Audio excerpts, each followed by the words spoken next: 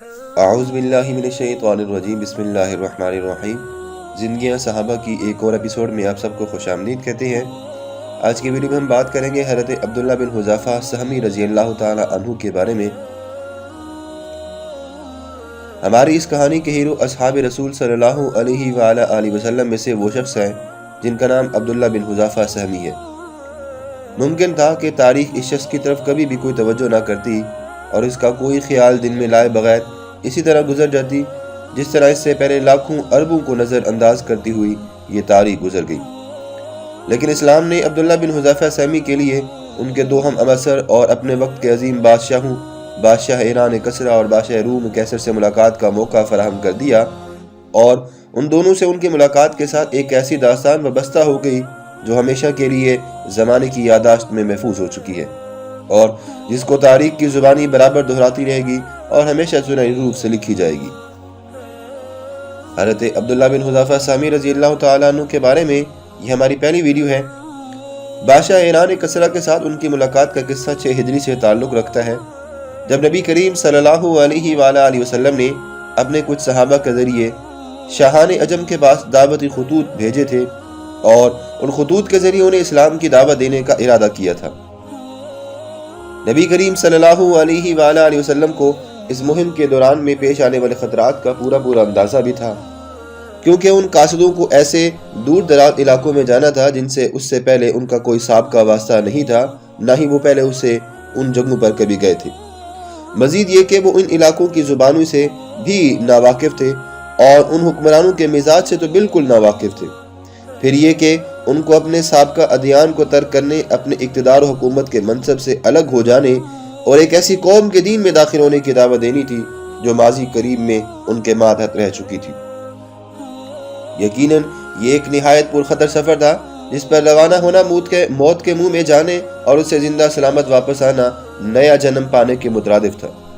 اس مہم کے متوقع خطرات کے پیش نظر نبی کریم صلی اللہ علیہ وآلہ وسلم نے صحابہ کرام رضی اللہ تعالیٰ عنہ مجمعین کو مشورے کے لیے جمع کیا اور ان کے سامنے خطبے دینے کے لیے کھڑے ہوئے۔ آپ صلی اللہ علیہ وسلم نے اللہ تبارک و تعالیٰ کی حمد و ثنا کے بعد فرمایا، میں تم سے کچھ لوگوں کو شاہان عجم کے یہاں سفارت پر بھیجنا چاہتا ہوں، تم لوگ اس میں مجھ سے اختلاف نہ کرنا۔ جیسا کہ بنی اسرائیل نے حضرت عیسیٰ علیہ السلام سے اختلاف کیا تھا۔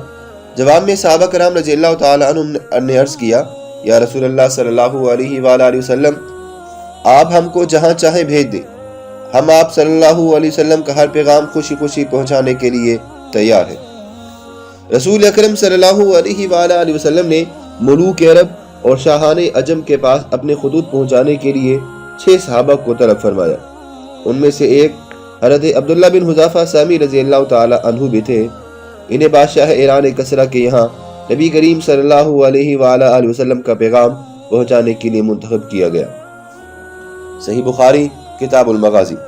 محترم سامعین، حضرت عبداللہ بن حذیفہ رضی اللہ تعالیٰ عنہ نے اپنی اونٹنی کو سواری کے لیے تیار کیا، بیوی بچوں سے رخصت ہوئے اور تنہا اپنی منزل مقصود کا رخ کیا، اور راستے کے نشیب و فراز کو طے کرتے ہوئے اور مصائب سفر کو برداشت کرتے ہوئے ایران پہنچے تو درباریوں سے کسریٰ کے ساتھ ملاقات کی خواہش کا اظہار کیا اور ان کو اس خط سے بھی آگاہ کر دیا جسے وہ بادشاہ کے لیے لے کر آئے تھے۔ کسریٰ کو اس کی خبر ہوئی تو اس نے اپنے دربار کی تزئین اور آرائش کا حکم دیا اور اپنے تمام بڑے افسروں کو دربار میں حاضری کی ہدایت بھی کی۔ ساری تیاریاں مکمل ہو گئی تو اس نے حضرت عبداللہ بن حذیفہ رضی اللہ تعالیٰ عنہ کو دربار میں طلب کیا۔ اس وقت ان کے جسم پر ہلکا سا کمبل اور معمولی سی ابا تھی اور ان کے حلیے سے بدوی عربوں کی سادگی کا اظہار ہو رہا تھا، لیکن ان کا سر بہت بڑا اور قد کافی لمبا تھا اور ان کے سینے میں عظمت اسلام اور دل میں عزت اسلام کی آتش کا جو شعلہ تھا وہ ہمیشہ جل رہا تھا۔ کسریٰ نے ان کو اپنی طرف بڑھتے دیکھا تو ایک درباری کو اشارہ کیا کہ وہ خط ان کے ہاتھ سے لے لے، مگر حضرت عبداللہ بن حذیفہ رضی اللہ تعالیٰ عنہ نے کہا، نہیں، رسول اکرم صلی اللہ علیہ وآلہ وسلم کا حکم ہے کہ میں یہ خط اپنے ہاتھ سے آپ کے حوالے کروں اور میں نبی کریم صلی اللہ علیہ وآلہ وسلم کے حکم کی خلاف ورزی کبھی بھی نہیں کر سکتا۔ کسریٰ نے درباریوں سے کہا کہ چھوڑ دو اس کو میرے پاس آنے دو۔ حضرت عبداللہ بن حذیفہ رضی اللہ تعالیٰ عنہ نے کسریٰ کے قریب جا کر خط اس کے سپرد کر دیا۔ اس نے عرب سیکرٹری کو بلایا جو کہ ہیرا کا باشندہ تھا، اور اسے اپنے سامنے خط کھولنے اور اس کو پڑھنے کا حکم دیا۔ اس نے خط کھول کر پڑھنا شروع کیا، بسم اللہ الرحمن الرحیم، من محمد رسول اللہ صلی اللہ علیہ وآلہ وسلم الی کسر عظیم فارس سلام علی من اتبع الہدا۔ اللہ رحمان و رحیم کے نام سے محمد رسول اللہ صلی اللہ علیہ وسلم کی طرف سے شاہ ایران کسرا کو سلامتی ہو، اس پر جو ہدایت کی پیروی کرے۔ سیرت النبی صلی اللہ علیہ وآلہ وسلم۔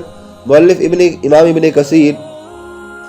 خط کا اتنا حصہ سنتے ہی اس کے سینے میں غیظ و غضب کی آگ بھڑک اٹھی، اس کا چہرہ غصے سے سرخ ہو گیا اور گردن کی رگیں تن گئیں، کیونکہ نبی کریم صلی اللہ علیہ وآلہ وسلم نے خط کا آغاز اپنے نام سے کیا تھا۔ اس نے سیکرٹری کے ہاتھ سے خط جھپٹ لیا اور اس کے مندرجات کو جانے بغیر اسے پرزہ پرزہ کرتے ہوئے چیخ اٹھا، میرا غلام اور مجھے اس طرح سے خط لکھ رہا ہے، نعوذ باللہ۔ پھر اس نے حضرت عبداللہ بن حذیفہ رضی اللہ تعالیٰ عنہ کو دربار سے نکال کر باہر کر دیا، چنانچہ وہ وہاں سے نکال دیے گئے۔ حضرت عبداللہ بن حذیفہ رضی اللہ تعالیٰ عنہ دربار سے نکلے تو انہیں کچھ پتہ نہیں تھا کہ اب اللہ تبارک و تعالیٰ ان کے ساتھ کیا معاملہ کرنے والا ہے، وہ قتل کر دیے جائیں گے یا انہیں آزاد چھوڑ دیا جائے گا۔ لیکن پھر بھی انہوں نے اپنے دل میں کہا، اللہ کی قسم، نبی کریم صلی اللہ علیہ وآلہ وسلم کا خط پہنچانے کے بعد اب میرا جو بھی حشر ہو مجھے اس کی کوئی پرواہ نہیں۔ ادھر جب کسرا کا غصہ تھوڑا سا ٹھنڈا ہوا تو اس نے حضرت عبداللہ بن حذیفہ رضی اللہ تعالیٰ عنہ کو دوبارہ اپنے سامنے پیش کیے جانے کا حکم دیا، لیکن وہ نہیں ملے۔ اس کے آدمیوں نے بہت تلاش کیا مگر ان کا کوئی سراغ نہ لگ سکا۔ ان لوگوں نے جزیرہ عرب تک جانے والے تمام راستوں کو چھان مارا مگر وہ ان کے ہاتھ سے نکل چکے تھے۔ جب حضرت عبداللہ بن حذیفہ رضی اللہ تعالیٰ عنہ نبی کریم صلی اللہ علیہ وسلم کی خدمت میں حاضر ہوئے تو انہوں نے کسرا کے ساتھ پیش آنے والے واقعات کی مکمل روداد آپ صلی اللہ علیہ وسلم کے گوش گزار کر دی اور خط پھاڑنے کے واقعے سے بھی آپ صلی اللہ علیہ وآلہ وسلم کو آگاہ کر دیا۔ ان کی پوری سرگزشت سن کر نبی کریم صلی اللہ علیہ وسلم نے صرف اتنا فرمایا، مزق اللہ ملکہ، اللہ تبارک و تعالیٰ اس کی سلطنت کو پارا پارا کر دے۔ صحیح بخاری کتاب المغازی، فتح الباری بحوالہ الرحیق المختوم، سیرت النبی صلی اللہ علیہ وسلم، مؤلف امام ابن کثیر۔ ادھر کسرا نے اپنے یمن کے گورنر باذان کو لکھا کہ اس شخص کے پاس جس نے حجاز میں نبوت کا دعویٰ کیا ہے اپنے 2 قوی اور بہادر آدمیوں کو بھیجو اور انہیں حکم دو کہ اسے پکڑ لائیں اور میرے سامنے پیش کر دیں۔ حسب حکم باذان نے اپنے 2 بہترین آدمی نبی کریم صلی اللہ علیہ وسلم کی طرف روانہ کیے اور ان دونوں کے ہاتھ میں آپ صلی اللہ علیہ وسلم کو ایک خط بھی بھیجا جس میں اس نے لکھا، آپ بلا تاخیر ان کے ساتھ کسرا کے سامنے پیش ہونے کے لیے چلے آئے۔ اس نے ان دونوں سے یہ بھی کہا کہ وہ نبی کریم صلی اللہ علیہ وسلم کے حالات سے مکمل آگاہی حاصل کر لیں اور ان کے متعلق مفصل معلومات فراہم کر کے اس کو آگاہ کر دیں۔ وہ دونوں جلدی اور تیز رفتاری کے ساتھ مراحل سفر طے کرتے ہوئے طائف پہنچے۔ وہاں ان کی ملاقات قریش کے ایک تجارتی قافلے سے ہوئی۔ ان میں محمد صلی اللہ علیہ وسلم سے کے متعلق دریافت کیا تو معلوم ہوا کہ وہ تو یثرب میں ہے۔ اس کے بعد تاجر خوش و خرم اور شادماں اور فرحاں مکہ میں پہنچے اور انہوں نے قریش کو خوشخبری دیتے ہوئے کہا، یہ بات تمہارے لیے بڑی خوشکن اور مسرت انگیز ہے کہ کسرا محمد صلی اللہ علیہ وسلم کے در پہ آزاد ہو گئے ہیں اور اس نے تمہیں اس کے شر سے بچا لیا ہے۔ ادھر ان دونوں نے مدینہ کا رخ کیا۔ وہاں پہنچ کر نبی کریم صلی اللہ علیہ وسلم سے ملے اور باذان کا خط آپ صلی اللہ علیہ وسلم کے حوالے کرتے ہوئے کہا۔ محترم سامعین، آج کی ویڈیو ہم یہیں پہ مکمل کرتے ہیں۔ ملتے ہیں اس کی دوسری ایپیسوڈ کے ساتھ۔ اپنا بہت سارا خیال رکھیے گا۔ اللہ حافظ۔